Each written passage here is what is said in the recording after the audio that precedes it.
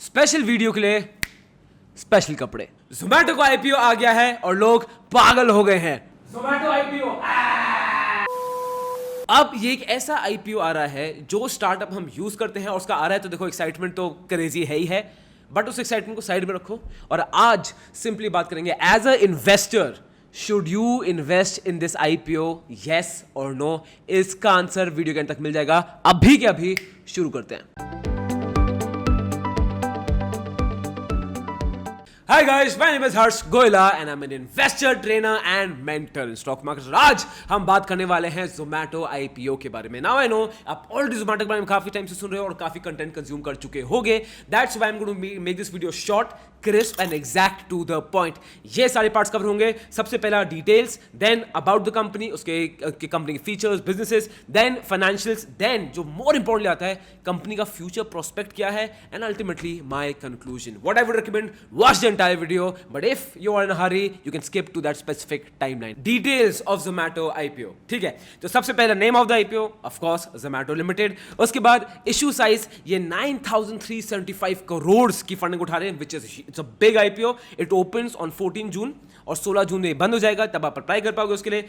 इसका अलॉटमेंट होगा 22 जुलाई को, लिस्टिंग होगी 27 जुलाई को और इसका एक लॉट की प्राइस है 14,820 रुपीज, जिसमें आपके आएंगे 195 शेयर्स। अब बात करते हैं about Zomato business. Zomato business है क्या और थोड़ा बहुत उनका बिजनेस मॉडल समझने की कोशिश करते हैं ब्रॉडली। नाउ Zomato शुरू हुई थी company on 18th January 2010 and ये कंपनी Zomato के नाम से शुरू नहीं हुई थी, Zomato नाम बाद में आया है। ये कंपनी शुरू हुई थी DC फूडी बे ऑनलाइन सर्विसेज प्राइवेट लिमिटेड के हिसाब से। बेसिकली Zomato है क्या, अगर मुझे इसको आसान भाषा में समराइज करना है ना, Zomato एक प्लेटफॉर्म है जहाँ पे रेस्टोरेंट पार्टनर्स, डिलीवरी पार्टनर्स और कस्टमर्स जो आप और मैं हैं वो सब इंटरैक्ट करते हैं और बिजनेस करते हैं उस प्लेटफॉर्म पे आके। और ये इतना अच्छा बिजनेस मॉडल प्रूव हुआ है that it has spread over to 23 कंट्रीज। हाँ, अब Zomato का बिजनेस ना दो वेरिएंट्स में आता है, B2C जहाँ पे वो डायरेक्टली कस्टमर्स को सेल करते हैं, कस्टमर्स से कमाते हैं, एंड B2B जहाँ पे वो बिजनेसेस से भी कमाते हैं। अब B2C में सबसे पहले आएगा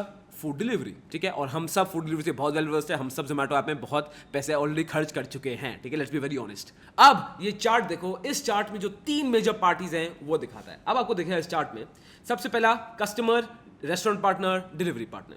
अब कस्टमर सारी कॉस्ट बेयर करता है। अब इसको थोड़ा आपको वर्किंग मॉडल समझा है कि इसमें क्या है फंड्स कैसे ट्रांसफर होते हैं। सबसे पहला आप देखोगे 01B, तो जब हम फूड ऑर्डर करते हैं उसमें कुछ Zomato कमीशन होता है और ऑब्वियसली रेस्टोरेंट का मेजर पार्ट होता है। तो जो 01A है इस चार्ट में, that is the commission that remains with Zomato, वो Zomato अपने पास रखता है, और 01B रेस्टोरेंट में जाता है। उसके बाद आता है 02 है डिलीवरी चार्जेस जो जाते हैं हमारे डिलीवरी पार्टनर को। उसके बाद आता है 03, ये पैकेजिंग चार्जेस हैं which have been passed forward to the restaurant. उसके बाद आता है 04 क्या है, टिप्स विप्स, बहुत लोग टिप्स देते भी हैं तो टिप्स इनके पास जाती हैं। उसके बाद आता है 05 एडिशनल फी, जैसे बहुत बार एक कोविड की एडिशनल फी भी चार्ज हुई थी बीच में, तो वो डिलीवरी पार्टनर को मिलती है। एट द एंड 6th जाता है एडवर्टाइजिंग रेवेन्यू। आपको आइडिया नहीं है दैट Zomato का main source of revenue as of now, till now at least, is the advertising revenue. क्यों? रेस्टोरेंट Zomato आपको पैसे देते हैं कि उनका रिकमेंडेड पे नाम आए, समथिंग सेम एज Amazon। तो इस चार्ट से आपको ये काफी क्लियर हो गया होगा। अब इनके B2C में और क्या बिजनेस आते हैं। सबसे पहला फूड डिलीवरी डन, फिर आता है डाइनिंग आउट। अब जब भी आप बाहर जाओगे तो आप देखते हो रेस्टोरेंट कौन से अच्छे हैं, आप उनके मेन्यूज चेक करोगे, वो डाइनिंग आउट पैकेज में आता है।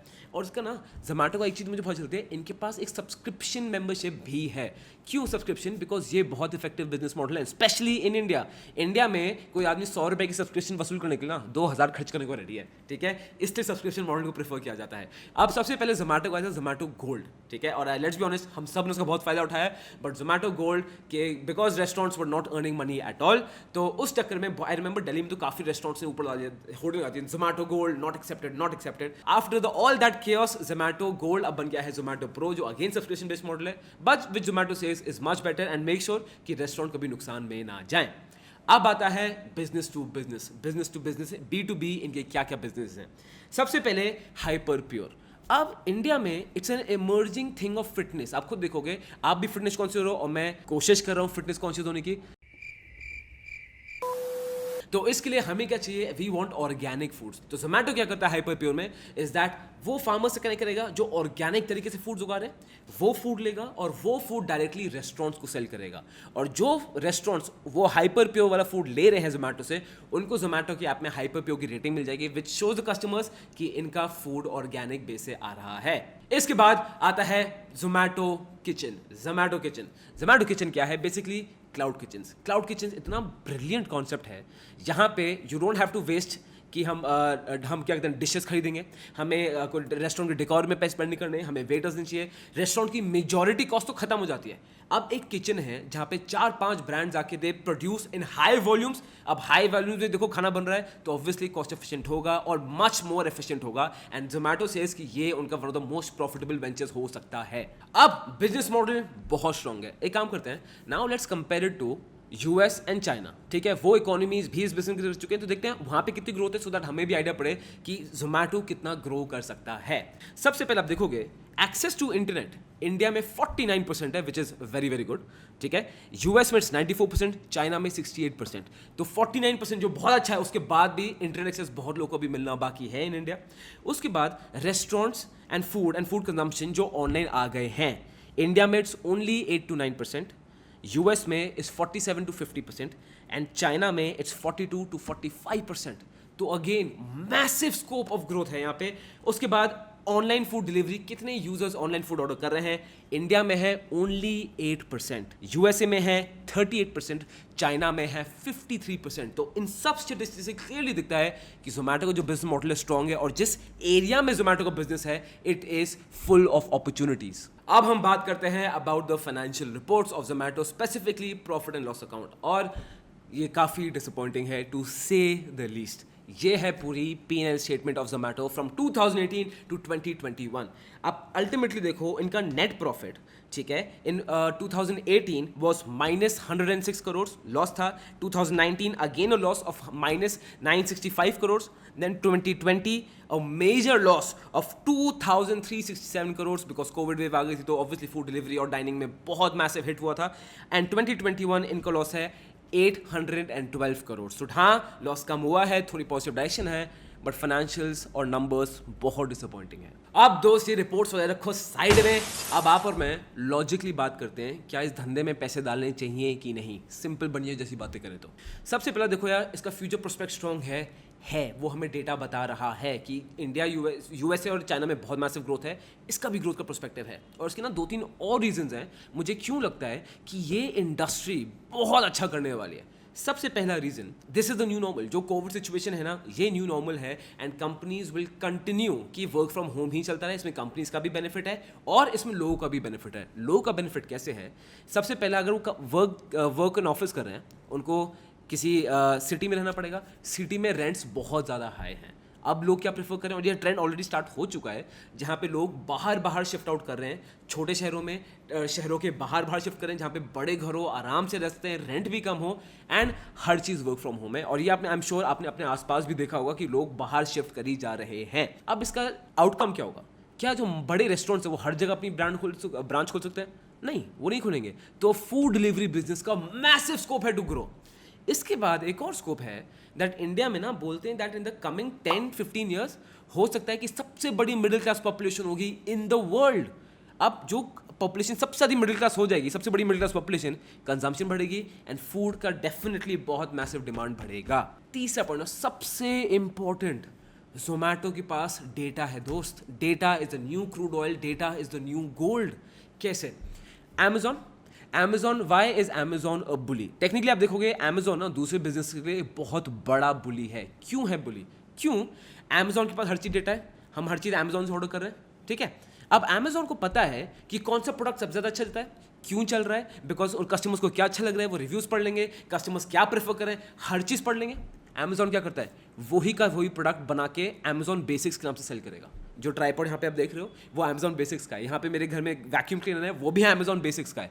Amazon क्या करता है, जो प्रोडक्ट अच्छा चल रहा है, उनको पता अच्छा चल रहा है, वही प्रोडक्ट विद सेम स्पेसिफिकेशन बनाना शुरू कर देगा। एंड Amazon के पास इतना पैसा है, वो प्रोडक्ट को थोड़ा चीपर कर देंगे। और दूसरी चीज़, अपने प्लेटफॉर्म में Amazon उस प्रोडक्ट को सबसे ज़्यादा रिकमेंडेड रखेगा and you will and up buying that. आप खुद जाके Amazon में देखना, Amazon बेसिक्स के प्रोडक्ट एक्चुअली चीपर हैं and quality is A1। Same चीज जोमैटो कर सकता है जो जोमैटो कर रहा है। जोमैटो के पास डेटा है यार, and data is the new business. Zomato को पता है कहाँ से लोग क्या ऑर्डर कर रहे हैं, किस टाइम पे ऑर्डर करते हैं, कौन से महीने में ज़्यादा प्रेफर ऑर्डर करते हैं, क्या प्राइस रेंज है जो वो प्रेफर करते हैं, क्या खाना है, उनका स्पाइस पैलेट कैसा है, उनको ज़्यादा स्पाइसी पसंद आ रहा है, लेस स्पाइसी, एवरीथिंग। जोमैटो को हर चीज़ पता है, और जो जोमैटो का क्लाउड किचन है वो इसी का बेनिफिट उठाएगा। जस्ट इमेजिन, जोमैटो के पास वो डेटा है, उनको पता है लोगों को क्या पसंद है, कब पसंद है, किस प्राइस में पसंद है, कैसे पसंद है। तो जोमैटो के पास गेम बचा क्या है, करना क्या है, एग्जैक्टली वही चीज़ देनी है। जोमैटो प्लेटफॉर्म में सबसे पहले रिकमेंडेशन की नाम क्या आ जाएगी, खत्म। They have killed the entire competition right there and then. अब कॉम्पिटिशन की बात कर ही रहे हैं ना, इस जोमैटो की पूरी इंडस्ट्री में कॉम्पिटिशन बहुत ज़्यादा हाई है। सबसे पहली चीज़ आप देखोगे, अभी तक इंडस्ट्री स्टैंडर्ड से Zomato has been performing better, तो वो तो आपको इस चार्ट में दिख रहा है, वो क्लियर है। बट जोमैटो इतना कॉम्पिटेटिव क्यों है इसमें क्या है, सबसे पहला स्विगी, ₹2 कम हुआ, ₹5 ज़्यादा हुआ। आपको पता है देसी लोग कैसे होते हैं, वो दूसरी ऐप में शिफ्ट कर जाएंगे। और सबसे बड़ी न्यूज़ क्या है इसमें, इस फूड डिलीवरी के बिजनेस पे कौन आ रहा है, Amazon। और जहां पे Amazon आता है, आपको पता क्या होता है, Amazon has big pockets, so you never know future में क्या हो सकता है when Amazon comes into the picture। अब बात करते हैं conclusion की। हर्ष, ठीक है यार, अब मुझे बताओ, will you buy it, yes or no? तो प्लेन सिंपल बताऊं, will I apply for this IPO? Yes, I will apply for this IPO। But क्या मैं इसको लॉन्ग टर्म होल्ड करूंगा? बिल्कुल भी नहीं। अ बिग रेड नो, मेरे कुर्ते के कलर वाला नो। सबसे पहली चीज़, ये बहुत ओवर सब्सक्राइब होने की इसकी एक्सपेक्टेडनेस है जो होगा, क्योंकि इसमें एक्साइटमेंट बहुत मैसिव है। वो तो आई एम श्योर आपको यूट्यूब में दिख गया होगा, यूट्यूब में हर वीडियो जोमैटो की ही आ रही होगी, इंस्टाग्राम में हर चीज़ जोमैटो का ही आ रहा होगा। बहुत हाई एक्साइटमेंट है, तो डेफिनेटली ओवर सब्सक्राइब होगा। तो ओवर सब्सक्राइब भी होगा तो उसकी लिस्टिंग डे गेन्स बहुत मेजर पॉसिबिलिटी है। तो मैं क्या रिकमेंड करता हूँ, अप्लाई कर दो और लिस्टिंग डे गेन्स में बेच देना। क्या मैं इस कंपनी को लॉन्ग टर्म होल्ड करूँगा? बिल्कुल भी नहीं। क्यों? मैं तो अभी तो आप बोलोगे हर्ष तुम तो बोल रहे हो कि बिजनेस बड़ा अच्छा है, ये अच्छा है, इंडस्ट्री अच्छी है, तो अप्लाई क्यों नहीं करोगे तुम लॉन्ग टर्म के लिए? मैं लॉन्ग टर्म के लिए इसलिए नहीं करूंगा बिकॉज ये कंपनी प्रॉफिटेबल है ही नहीं। सबसे बड़ी चीज़, अपनी एक्साइटमेंट साइड रखते हैं, लॉजिकली बात करते हैं। एज ए इन्वेस्टर ये कंपनी प्रॉफिटेबल नहीं है। इफ यू टेक वीवर्क का केस याद है, बहुत लोगों ने वीवर्क के लिए बहुत एक्साइटेड थे, उसकी वैल्यूएशन एक्सट्रीमली हाई पहुंच गई थी and that company never saw a profitable day. मैं क्या बोल रहा हूँ, क्या ये कंपनी खराब है लॉन्ग टर्म? नहीं, मैं बोल रहा हूँ मैं इन्वेस्ट नहीं करूंगा। क्यों नहीं करूंगा? मैं इस कंपनी में नजर रखूंगा और जब ये बिजनेस प्रॉफिटेबल हो जाएगा मैं तब एंटर करूंगा। अब आप कुछ लोग मुझे बोलेंगे हर्ष यार प्रॉफिटेबल हो गया फिर क्या फायदा, फिर तो शेयर प्राइस बढ़ जाएगी। उससे फर्क नहीं पड़ता ना दोस्त, because at this point if you hold this share for long term, आपको पता नहीं ये कंपनी एक्चुअली करेगी नहीं करेगी, कॉम्पिटिशन को बीट कर पाएगी नहीं कर पाएगी, क्या और कॉम्पिटिटर आगे निकल जाएंगे, हम कुछ नहीं कह सकते।